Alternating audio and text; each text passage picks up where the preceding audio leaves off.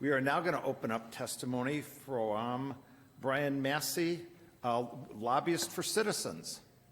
And if you'd proceed when you're ready, and if you could, maybe right at the start, tell us what Lobbyist for Citizens is, please. Before I start, Lobbyist for Citizens is a 501c4. In my retirement, I wanted to give back to the community, and that was my way of establishing a vehicle to, I go to a lot of public meetings, I record the meetings, and we're in Lake County, and I also report on anything in Northeast Ohio. So it is a 501c, and it's just a vehicle that I use as a citizen journalist to get the information out to the community. Excellent. Please proceed. Thank you. First, Chairman, Vice Chair, and the rest of the members, I appreciate the opportunity to speak on behalf of the property taxes. My name is Brian Massie. I'm a lifelong resident of the state of Ohio. I mentioned about establishing Lobbyists for Citizens. I live in Lake County and attend many public meetings and record them, as I said. I report on events and issues impacting Lake County and Northeast Ohio on our website, lobbyistforcitizens.com, and on Ohio Political News Buckeye Patriots podcast. So our issue is getting the truth out to the people. I've been studying and writing about property taxes for over 7 years. I started when I reviewed my personal property tax statement and realized that in the 10 years that I lived in my home, the property taxes had increased 40%. Additional research led me to make the statement that I have been mentioning to all of the groups that I speak to in Lake County, that if we continue on this path of ever-increasing property taxes, we are going to price seniors and those living on fixed incomes out of their home. I believed that 7 years ago, and I really believe it now. The American dream of home ownership is merely an illusion, since even after paying off their mortgage, homeowners risk the possibility of being foreclosed on their homes due to their inability to pay their property taxes. In the late 1800s, citizens believed that they should not pay any more than 1 week's wages for 1 month of living expenses. In the 1980s, the Federal Department of HUD raised the housing affordability threshold from 25% to 30%. This housing affordability threshold calculation is annual mortgage plus annual utilities and annual property taxes divided by your annual income. If their housing affordability threshold equals 30% of their annual income, their home is deemed unaffordable for the homeowner. In my submittal to the committee, I attached an article that I wrote and published on our website September 22nd, 2020. It contains statistics provided by the Northeast Ohio Regional Impact and Outcomes and published by the group called Community Solutions. The statistics reveal that as of 2018, 50.9% of renters and 24.7% of homeowners are at the 30% housing affordability threshold. There's no doubt in my mind that those percentages have increased due to inflationary pressures and the inability of fixed income taxpayers to realize increase in their annual income commensurate with the rate of inflation.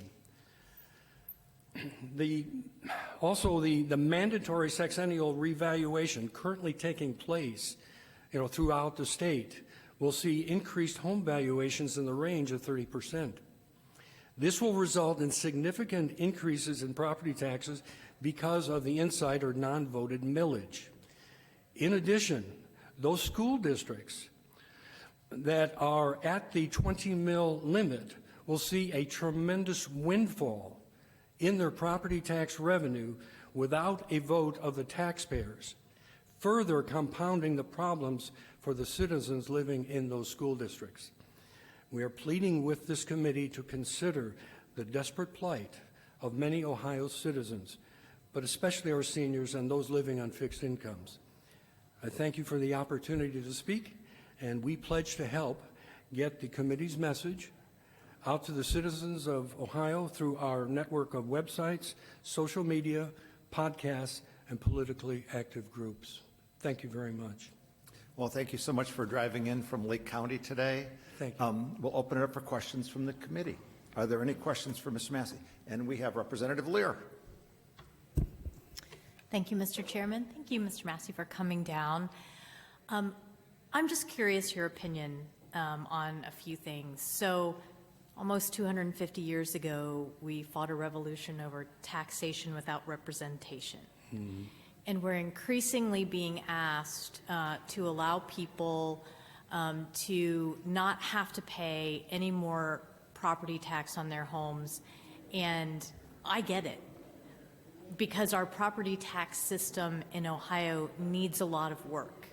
Fortunately, we have a new study commission that's going to be looking at that, trying to fix these things overall.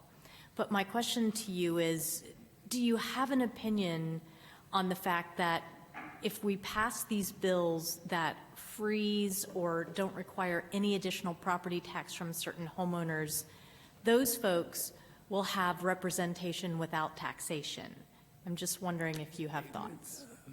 Chairman, to Representative Lear, interesting question. Probably offline would be better to discuss the wisdom of even having property taxes as a base. There could be several arguments whether or not property taxes is the proper vehicle, and especially for when they say 60 to 65% of our property taxes are going to the school districts, and when you look at what the school districts are producing as in far as education, I know that's another topic, but I contend that there's some debate whether or not it is appropriate that I am asked to pay for the education of someone else. Is that unfortunately what we have seen and what I've reported on is that when you have a breakdown, when you destroy the family, babies, and morality, a society will collapse. And I'm here to tell you the bad news: our society is collapsing. And I don't know if this committee can fix it. I don't know how you fix the family structure. That is going to take probably decades. But we are in serious difficulty. I hope that answers your questions. Sure. Thank you again, Mr. Chairman. I appreciate your comments, and I sincerely hope that you will participate in the public commentary portion when the property tax committee gets up and running, because I think you have a lot to offer, and thank you again for coming down. Thank you. That's very kind of you. God bless you. Appreciate it. We'll open up for any other questions for Brian. Yeah.